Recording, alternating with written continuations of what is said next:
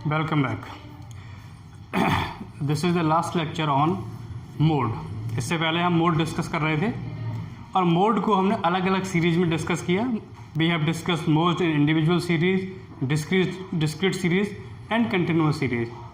अब continuous series में क्या होता है कि कंटिन्यूअस सीरीज में अभी तो हमने डिस्कस किया था मोड कि हमने फार्मूला लगाया z equal to L1 plus F1 minus F0 upon 2F1 minus F0 minus F2 into i. लेकिन अब मोड को हम कंटिन्यूअस सीरीज में ही एक डिफरेंट केस हो सकता है, तो हम यहाँ लिखेंगे calculation of mode in continuous series a different case।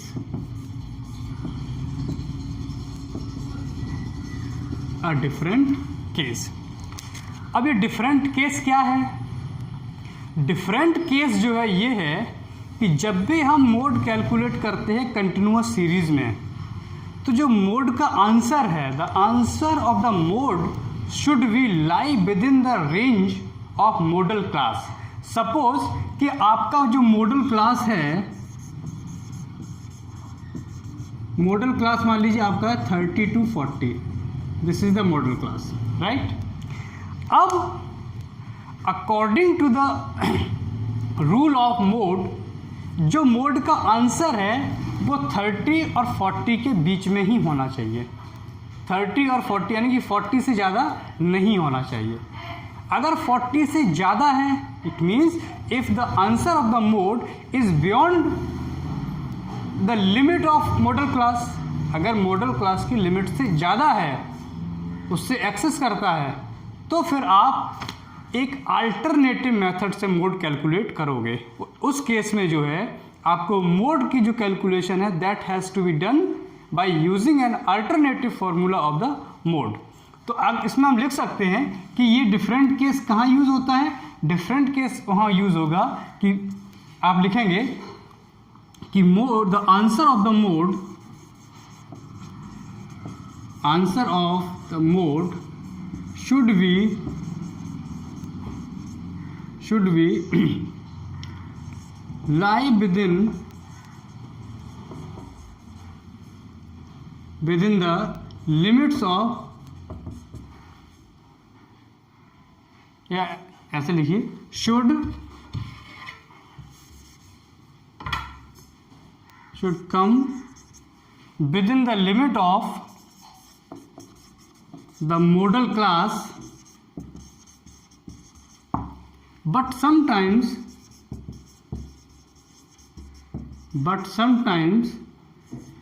it may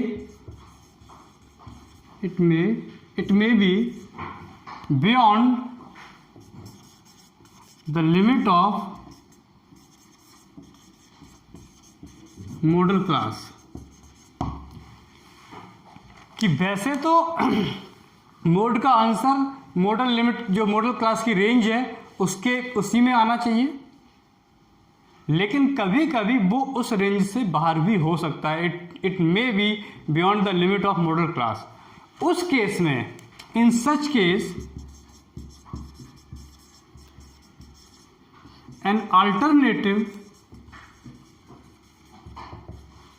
N alternative formula will be used in order to locate the mode। क्या कह रहा है कि उस केस में आपको मोड को कैलकुलेट करने के लिए एक अल्टरनेटिव फार्मूला यूज करना पड़ेगा। अब वो अल्टरनेटिव फार्मूला क्या है? तो वो फार्मूला है mode equal to L1 plus F2 upon F2 plus F0 into i. इस फॉर्मूले को आप यूज करोगे जब मोड का आंसर जो है मॉडल लिमिट से बाहर है। लेकिन पहले ये कब यूज होगा? पहले तो आपको मोड उसी फॉर्मूले से यूज निकालना है जिससे, जो पहले मैंने बताया था L1 plus F1 minus F0 upon 2F1 minus F2 minus F0 into i. फिर अगर आप फिर आंसर चेक करोगे कि क्या आंसर मॉडल लिमिट में ही है या मॉडल लिमिट से बाहर है। अगर model limit it is with in the model limit तो कोई प्रॉब्लम नहीं है, बट अगर उससे बाहर है, मॉडल लिमिट से ज़्यादा है, तो फिर आप उसको दोबारा से करोगे और इस फार्मूले की यूज़ करोगे और उसे फिर सॉल्व करोगे। अब एक इलस्ट्रेशन करते हैं और उस इलस्ट्रेशन से आपको जो है क्लियर हो जाएगा कि किस तरीके से हम यूज़ करते हैं। तो एक इलस्ट्रेशन है, इसे नोट कर लेना, इसे मैं साफ कर देता हूँ।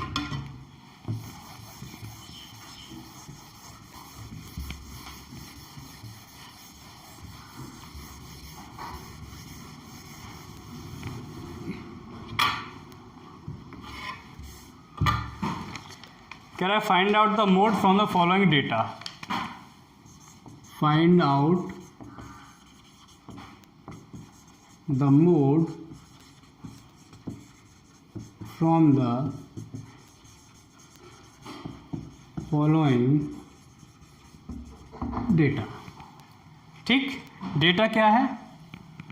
क्लास इंटरवल दिया हुआ है और फ्रीक्वेंसी दी हुई है। दो चीज़ें दी हुई हैं, क्लास इंटरवल दिया हुआ है और फ्रीक्वेंसी दी हुई है।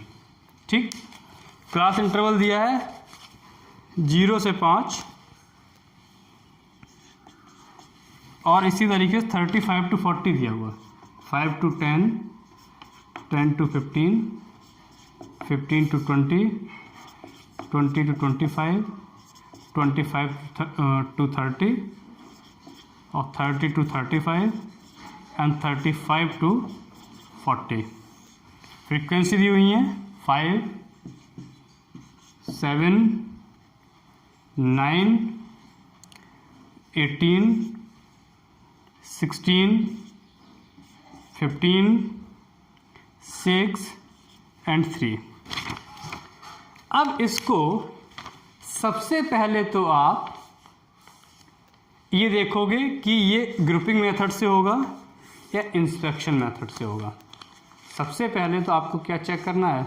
सबसे पहले तो आपको चेक करना है कि ये जो प्रॉब्लम है ये इंस्पेक्शन मेथड से सॉल्व की जाएगी या ग्रुपिंग मेथड से सॉल्व की जाएगी। ग्रुपिंग मेथड कहाँ यूज़ होता था? ग्रुपिंग मेथड यूज़ होता है कि जब तीन में से कोई एक कंडीशन अगर फुलफिल हो रही हो तो उसे हम ग्रुपिंग मेथड से सॉल्व करते हैं। पहली कंडीशन क्या है कि if the highest frequency is given either in the beginning और at the end of the series, कि हाईएस्ट फ्रीक्वेंसी या तो बिल्कुल शुरू में दी हो, स्टार्टिंग में दी हो, या सबसे लास्ट में दी हो, तो ऐसा नहीं है, पहली कंडीशन सेटिस्फाई नहीं हो रही है। दूसरा, if the frequency distribution is given in an irregular pattern, कि फ्रीक्वेंसी डिस्ट्रीब्यूशन जो है एक इरेगुलर पैटर्न में दिया हो, तो वो भी नहीं है, क्योंकि पहले 5, 7, 9, 18 यहाँ तक इंक्रीज हुआ, फिर 16, 15, 6 और 3 एक रेगुलर पैटर्न में डिक्रीज हुआ, तो दूसरी कंडीशन भी सेटिस्फाई नहीं हो रही है। तीसरी कंडीशन क्या थी कि when two maximum frequency are given in neighbouring position, कि जब दो मैक्सिमम फ्रीक्वेंसी नेबरिंग पोजीशन में दी हुई हो तो उस केस में उसको हम ग्रुपिंग मेथड से सॉल्व करते हैं। तो ये कंडीशन कुछ सेटिस्फाई हो रही है। क्योंकि अगर आप देखें मैक्सिमम फ्रीक्वेंसी कितनी है 18 और उसके तुरंत बाद की फ्रीक्वेंसी कितनी है 16, तो 16 भी जो है अगर हम डेंसिटी और फ्रीक्वेंसी के पॉइंट ऑफ व्यू से देखें तो इट इज़ ऑल्सो इम्पॉर्टेंट। तो इसको हम किससे करेंगे? ग्रुपिंग मेथड से सॉल्व करेंगे। तो पहले आप लिखोगे, जब आप इसे सॉल्यूशन जब इसे सॉल्व करोगे तो आप लिखोगे, ऐसे लिखोगे सॉल्यूशन और लिखोगे दो the maximum frequency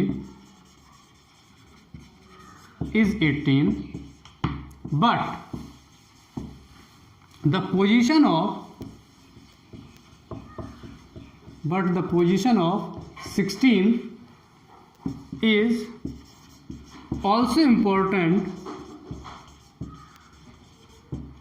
from the point of view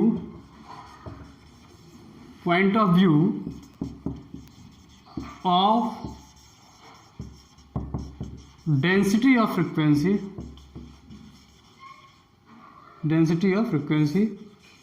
Thus the modal class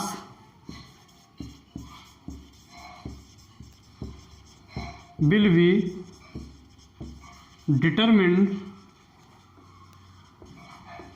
by using grouping method। इतना पूरा लिखना पड़ेगा। क्या लिखा? Though the maximum frequency is 18 but the position of 16 is also important from the point of view of density of frequency, thus the modal class will be determined by using grouping method. अब हम model class किससे determine करेंगे? हम determine करेंगे किससे? Grouping method से। अब grouping method कैसे करेंगे? अब पूरा इसको हम साफ करते हैं। इसको मैं साफ कर देता हूँ और फिर आप देखना कि ग्रुपिंग मेथड हम कैसे सॉल्व करते हैं, कैसे ग्रुप बनाते हैं और फिर उसको किस तरीके से हम मॉडल क्लास को डिटरमिन करेंगे। तो आप लिख लीजिए क्लास इंटरवल। अब मैं शॉर्ट फॉर्म में लिख देता हूँ 0 to 5, 5 to 10, 10 to 15, 15 to 20, 20 to 25, 25 to 30, 30 to 35 and 35 to 40। Frequency को भी मैं यहाँ लिख देता हूँ, कितनी है? 5, 7, 9, 18, 16, 15, 6 एंड 3।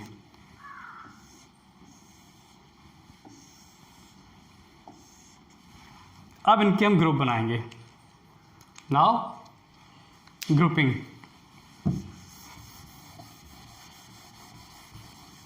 अब देखिए ग्रुप कितने बनते हैं? ग्रुप मैंने बताए थे 6 ग्रुप।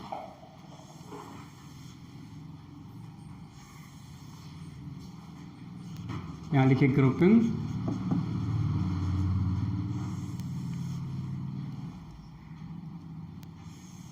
पहला ग्रुप तो यही है जो फ्रीक्वेंसी हमने एज इट इज लिख दी। This is the first group. Second group, third group, fourth group, fifth group, sixth group.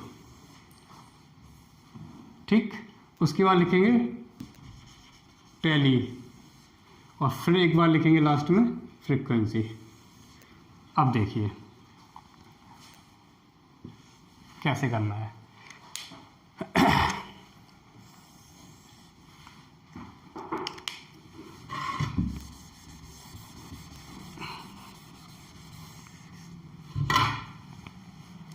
अब पहला ग्रुप तो यही है जो फ्रीक्वेंसी को हमने एज इट इज लिख दिया, this is the first group. ठीक, सेकेंड ग्रुप क्या होगा? दो दो के सेट बनेंगे, 5 और 7 का एक सेट, 9 और 18 का एक सेट, 16 और 15 का एक सेट और 6 और 3 का एक सेट। सेकेंड ग्रुप में दो दो का ग्रुप बनेगा, तो 5 और 7 12, 9 और 18 27, 16 और 15 31, 6 और 3 9। ठीक, अब थर्ड ग्रुप में आ जाओ। थर्ड ग्रुप फिर से दो दो का सेट बनेगा, लेकिन पहली फ्रीक्वेंसी को आप छोड़ दोगे, पहली फ्रीक्वेंसी को आप काउंट नहीं करोगे। You will not count the first frequency while making the third group. तो तीसरा ग्रुप भी दो दो का सेट बनेगा, लेकिन पहली फ्रीक्वेंसी को आप छोड़ दोगे। यानी पहला ग्रुप बनेगा 7 और 9 का 16, 18 और 16 का 34, 15 और 6 का 21। जो जितनी फ्रीक्वेंसी ऊपर छोड़ दोगे उतनी फ्रीक्वेंसी लास्ट में बच जाएगी। ठीक, ये हो गया थर्ड ग्रुप। अब आते हैं फोर्थ ग्रुप में। फोर्थ ग्रुप 3-3 का ग्रुप बनेगा, 3-3 फ्रीक्वेंसी का। फोर्थ ग्रुप 3-3 फ्रीक्वेंसी का ग्रुप बनेगा और पहली फ्रीक्वेंसी से स्टार्ट करेंगे। यानी पहला ग्रुप बनेगा 5 + 7 + 9, तो 5, 7, 12 और 9 21। दूसरा ग्रुप बनेगा 18 और 16 34, 34 और 15 49। ये दो फ्रीक्वेंसी छूट जाएंगे। फिर आ जाइए फिफ्थ ग्रुप।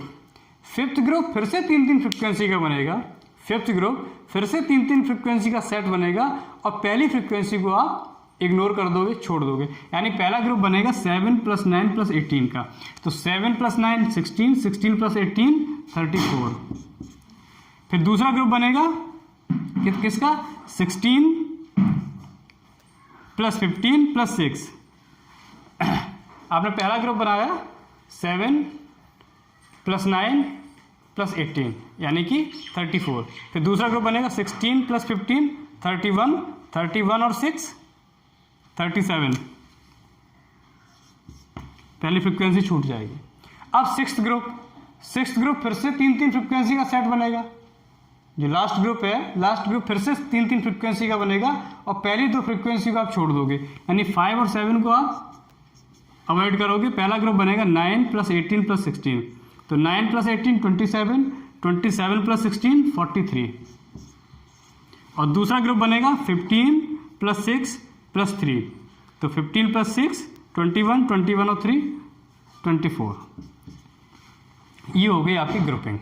तो हमने पूरे 6 के 6 ग्रुप बना लिए। पहला ग्रुप फ्रीक्वेंसी वैसे लिख दिया, दूसरा ग्रुप 2-2 का सेट बनाया, तीसरा ग्रुप 2-2 का सेट बनाया, पहली फ्रीक्वेंसी को छोड़ दिया, चौथा ग्रुप 3-3 का सेट बनाया, पहली फ्रीक्वेंसी से स्टार्ट किया, पांचवा ग्रुप 3-3 का सेट बनाया, पहली फ्रीक्वेंसी को छोड़ दिया, और छठा ग्रुप 3-3 का सेट बनाया, पहली 2 फ्रीक्वेंसी को हमने छोड़ दिया। अब आते हैं टैली कैसे करते हैं, तो देखिए पहले ग्रुप से आ जाओ। पहले ग्रुप में मैक्सिमम फ्रीक्वेंसी कितनी है? फर्स्ट ग्रुप में, ये वाला फर्स्ट ग्रुप में मैक्सिमम फ्रीक्वेंसी कितनी है? 18 के लिए हमारा क्लास इंटरवल क्या है? 15 to 20, तो 15 to 20 के सामने एक टैली कर दीजिए। ठीक, पहला ग्रुप हो गया। दूसरे ग्रुप में मैक्सिमम फ्रीक्वेंसी कितनी है? 31। दूसरे ग्रुप में मैक्सिमम फ्रीक्वेंसी कितनी है? 31। 31 किन 2 फ्रीक्वेंसी का टोटल है?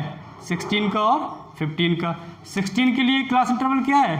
20 to 25, तो 20 to 25 के साथ सामने एक टैली कर दीजिए, और दूसरा 25 to 30, तो 25 to 30 के लिए भी आप एक टैली कर दीजिए। दूसरा ग्रुप भी हो गया। अब आइए तीसरे ग्रुप में। तीसरे ग्रुप में मैक्सिमम फ्रीक्वेंसी कितनी है? 34। 34 किन 2 फ्रीक्वेंसी का टोटल है? 18 और 16 का। थर्ड ग्रुप में मैक्सिमम फ्रीक्वेंसी क्या है? 34। 34 किन 2 फ्रीक्वेंसी का टोटल है? 18 प्लस 16, तो 18 के लिए क्या है? 15 to 20, तो 15 to 20 के लिए एक टैली, और 20 to 25 के लिए एक टैली। तीसरा ग्रुप भी हो गया। अब आ जाइए फोर्थ ग्रुप में। फोर्थ ग्रुप में मैक्सिमम टोटल क्या है? 49। 49 किन 3 फ्रीक्वेंसी का टोटल है? 18 प्लस 16 प्लस 15, तो एक टैली 15 to 20 के लिए, एक टैली 20 to 25 के लिए, और एक टैली 25 to 30 के लिए। फोर्थ ग्रुप भी हो गया। अब आइए फिफ्थ ग्रुप। फिफ्थ ग्रुप का मैक्सिमम टोटल क्या है? 37। 37 किन 3 फ्रीक्वेंसी का टोटल है? 16, 15 और 6 का। 16 के लिए क्या है? 20 to 25, तो एक टैली 20 to 25 के लिए, एक टैली 25 to 30 के लिए, और एक टैली 30 to 35 के लिए। लास्ट ग्रुप का में मैक्सिमम टोटल क्या है? 43। 43 किन 3 वैल्यू का टोटल है? 9 प्लस 18 प्लस 16, तो एक टैली 10 to 15 के लिए, एक टैली 15 to 20 के लिए, और एक टैली 20 to 25 के लिए। बस हो गए ये भी। अब किन वैल्यू के किसके लिए एक भी टैली नहीं है? 0 to 5 के लिए कोई टैली नहीं है, 5 to 10 के लिए कोई टैली नहीं है, और लास्ट में 35 to 40 के लिए कोई टैली नहीं है। तो इनकी फ्रीक्वेंसी क्या होगी? इसकी फ्रीक्वेंसी होगी 0, इसकी फ्रीक्वेंसी होगी 0, इसकी फ्रीक्वेंसी 1, इसकी फ्रीक्वेंसी 4, इसकी फ्रीक्वेंसी 5, इसकी फ्रीक्वेंसी 3, इसकी फ्रीक्वेंसी 1, और इसकी फ्रीक्वेंसी 0। क्लियर? ये हो गई फ्रीक्वेंसी। फिर से अब इस फ्रीक्वेंसी से कोई मतलब नहीं है, अब आपको ये फ्रीक्वेंसी देखनी होगी। अब देखिए आप, ये फ्रीक्वेंसी जो है, एक चीज़ समझ लेना, ये जो फ्रीक्वेंसी है ये सिर्फ मॉडल क्लास को डिटरमिन करने के लिए है। इस फ्रीक्वेंसी को सिर्फ हम मॉडल क्लास को डिटरमिन करने के लिए कंसीडर करेंगे।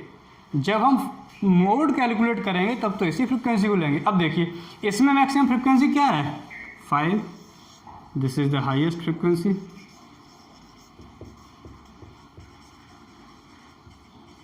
ठीक, अब 5 किसके लिए है? 5 जो है 20 to 25 के लिए है। 5 जो है किसके लिए है? 20 to 25 के लिए। तो मॉडल क्लास तो हो गया आपका, ये हो गया आपका मॉडल क्लास। मॉडल क्लास की ये वैल्यू 20 लोअर लिमिट और 20 होगी L1। अब इस क्लास इंटरवल के लिए फ्रीक्वेंसी क्या है 16, तो ये होगी F1। 16 से पहले की फ्रीक्वेंसी क्या है 18, तो ये होगी F0। 16 के बाद की फ्रीक्वेंसी क्या है 15, तो ये हो गई F2। अब फॉर्मूला लगाते हैं मोड का। मोड का फॉर्मूला क्या है Z equal to L1 plus F1 minus F0 upon 2F1 minus F0 minus F2 into i. तो अब इस फॉर्मूले में वैल्यू पुट करते चलते हैं। L1 की जगह 20 प्लस F1 की जगह 16 माइनस F0 की जगह 15, सॉरी F0 की जगह 18 अपॉन 2F1 यानी 32 माइनस 18 माइनस 15 इंटू दोनों के बीच का क्लास इंटरवल क्या है 5। ठीक, अब करिए इसे, तो कैसे होगा ये,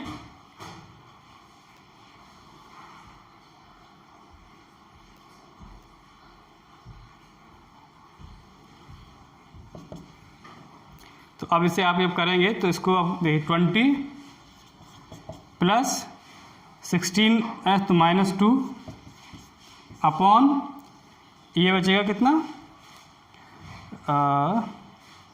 32 माइनस 18 ये -1 इंटू 5। ठीक है, तो अब ये माइनस माइनस कैंसिल हो जाएगा, तो 20 प्लस 10 इक्वल टू 30 आ गया आपका आंसर। कितना आया 30, आंसर कितना आया 30। लेकिन हमारा मॉडल क्लास कितना है 20 माइनस 25, तो आंसर कितना रहना चाहिए 20 और 25 के बीच में। आंसर जो है किस में रहना चाहिए, किस रेंज में 20 और 25 के रेंज में। तो यानी कि अब हमें इसको अल्टरनेटिव फार्मूले से निकालना पड़ेगा। अब आपको जो है इसको किससे निकालना पड़ेगा, अल्टरनेटिव फार्मूले से निकालना पड़ेगा, क्योंकि आंसर जो है हमारे मॉडल क्लास से ज़्यादा आ गया है।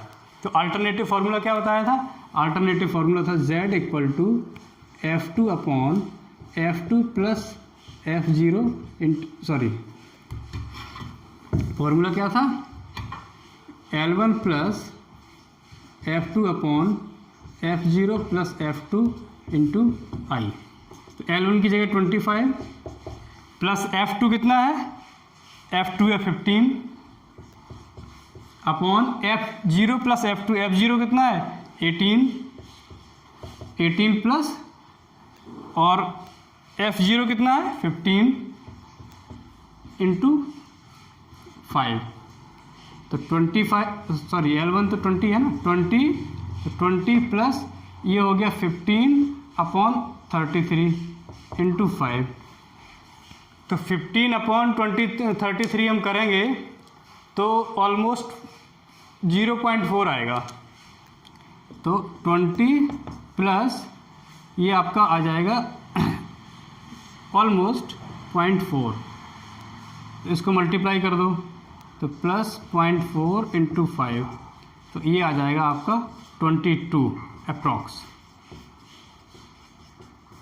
अब आपका सही आ गया कि 22 जो है 22 lies with in the range of modal class. तो ये है कि जब अगर हमारे मोड का आंसर जो है मॉडल क्लास से ज़्यादा हो जाता है बियॉन्ड द मॉडल क्लास, तो फिर आपको इस अल्टरनेटिव फार्मूले से उसको कैलकुलेट करना पड़ता है। तो ये है हमारा different case of calculating mode in continuous series. I hope कि आपको समझ में आ गया होगा। अब इसी लेक्चर के साथ जो है मोड कंप्लीट होता है। अब नेक्स्ट लेक्चर से हम डिस्कस करेंगे मेजर्स ऑफ डिस्पर्सन। क्या डिस्कस करेंगे, measures of dispersion. Thank you very much.